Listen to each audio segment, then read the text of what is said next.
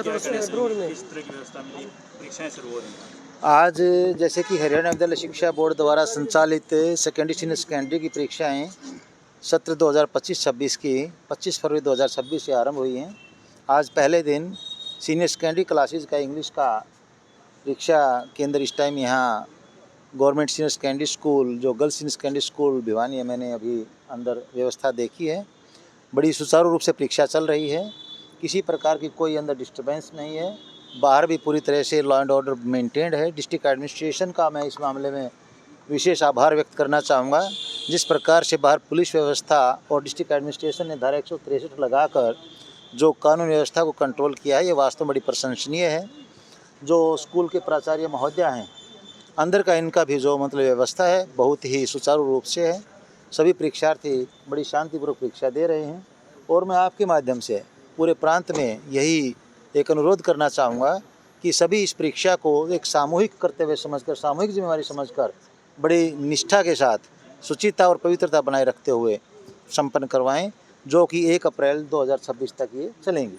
तो काफ़ी जगह जो खासकर गांव ग्रामीण क्षेत्र में नकल की काफ़ी शिकायतें आती है सर, दीवारों को लांग कर नकल करवाई जाती है, हर साल सख्ती की जाती है, और बावजूद ऐसी तस्वीरें सामने आती है। परीक्षा केंद्रों के मामले में विशेष ध्यान रखा गया है। जिस परीक्षा केंद्र की बाहर की चारदीवारी 6 फीट से ऊंची है, लगभग उन्हीं को परीक्षा केंद्र बनाया गया है। इसके साथ साथ जो ग्राम पंचायतें हैं उनकी भी जिम्मेवारी ये फिक्स की गई है कि आप कम से कम बाहर की जो व्यवस्था है उसको संभालें और बाहर किसी प्रकार का कोई गैदरिंग वगैरह ना होने दें, क्योंकि गैदरिंग होने से अंदर का कोई इतना ज़्यादा प्रभाव परीक्षा पर वो और तो नहीं पड़ता है, लेकिन एक तो संदेश गलत जाता है। दूसरा, जो परीक्षार्थी अंदर होते हैं या जो स्टाफ ऑन ड्यूटी होता है वो थोड़ा इनसिक्योर फील करता है। अदरवाइज़ उनका रोल कोई ऐसा नहीं है कि वो कोई वहाँ और डिस्टर्बेंस करते हों। एक ग्रामीण क्षेत्र में आमतौर पर ऐसी हमेशा से प्रवृत्ति रही है कि जब कोई किसी प्रकार का कोई आयोजन होता है, कोई किसी प्रकार का जब इस प्रकार के विशेष अवसर होते हैं, एक तमाशे के रूप में इकट्ठे हो जाते हैं, जो कि अच्छी बात नहीं है। तो इसके लिए मैं यही अनुरोध करूँगा कि ग्रामीण क्षेत्रों में भी भीड़ कहीं भी ना हो, क्योंकि 163 धारा जो लगाई गई है इसके अंतर्गत अवहेलना यदि हो जाएगी तो अनुशासनात्मक कार्रवाई हो जाएगी। कई बार आता सोशल मीडिया पर भी आता, पेपर लीक हो गया, पेपर आउट हो गया, उस पर किस प्रकार से लगानी चाहिए? पेपर लीक या पेपर आउट दोनों ही केसेस के मामले में बोर्ड द्वारा बड़े ही मुस्तैदी से इंतजाम किए गए हैं, कहीं कोई गुंजाइश इसकी नहीं है।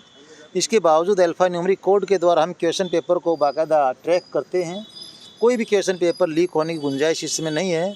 इसके मामले में मैं यही कहना चाहूँगा कि यदि कहीं कोई ऐसी कोशिश करने की कोशिश करता है तो सावधान रहें, इसके बड़े दुष्परिणाम उनके लिए निकलेंगे।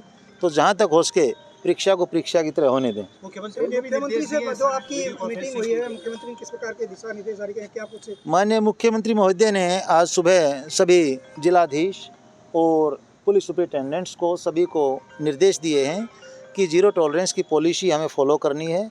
कहीं किसी प्रकार की कोई ढील नहीं होनी चाहिए। यदि कहीं मान लीजिए किसी परीक्षा केंद्र के आसपास चारदीवारी में कोई कमी है तो वहाँ बाकायदा बैरिकेड्स वगैरह लगाए जाएं, ताकि वहाँ से कोई किसी प्रकार की डिस्टर्बेंस ना हो। सभी परीक्षा केंद्रों में लाइट का और हवा का उचित प्रबंध बच्चों के लिए हो। कहीं किसी प्रकार की यदि परेशानी है तो उसे दूर करें। संवेदनशील कौन-कौन से केंद्र बनाए गए हैं और किस तरह से उन पर भी खासकर मुख्यमंत्री महोदय ने दिशा निर्देश दिए हैं? हाँ, पूरे प्रांत में लगभग 48 यानी 48 ऐसे परीक्षा केंद्र हैं, जिनमें से 13 अति संवेदनशील हैं और 35 संवेदनशील हैं, जिनमें सबसे ज़्यादा 15 परीक्षा केंद्र नूह जिला में हैं और सबसे कम 1 गुरुग्राम में है।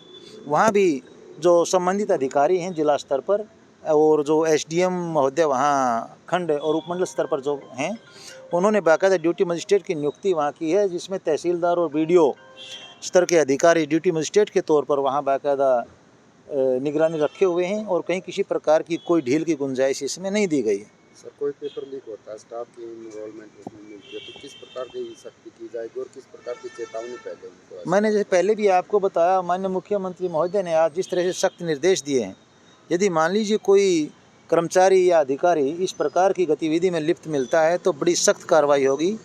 पिछले वर्ष के बारे में यदि मैं आपको बताना चाहूँ, 138 ऐसे केसेस रहे हैं जिनके ऊपर विभागीय कार्रवाई आज के दिन सभी शिक्षा विभाग के कर्मचारियों पर चल रही है। तो सभी ध्यान रखें, अपने खुद के कैरियर के साथ खिलवाड़ ना करें। एस्टेट की परीक्षा में तो कहीं न कहीं सर सीसीटीवी कैमरे देखे जाते थे। हरियाणा बोर्ड की 10वीं 12वीं की परीक्षाओं में भी इस बार सीसीटीवी कैमरे लगाए गए हैं, कितना असर पड़ेगा? बिल्कुल सीसीटीवी कैमरा आजकल देखिए आईटी का ज़माना है, तो इस सीसीटीवी कैमरे के दो फ़ायदे हैं। एक तो जो परीक्षार्थी परीक्षा केंद्र में परीक्षा कक्ष में बैठा है उसके साथ कोई किसी प्रकार की अभद्रता या नाजायज़ उसको तंग ना किया जाए। यदि परीक्षार्थी ऐसी कोई शिकायत करता है तो आराम से इसके बारे में प्रमाण के तौर पर सीसीटीवी कैमरा की सहायता ली जा सकती है। दूसरा, बाहर से यदि कोई डिस्टर्बेंस किसी प्रकार की होती है तो उसमें भी सीसीटीवी कैमरा की हेल्प ली जा सकती है। लगभग जितने भी 1433 जो मैंने परीक्षा केंद्र बताए हैं लगभग सभी में सीसीटीवी कैमरा लगे हुए हैं। Thank you. धन्यवाद।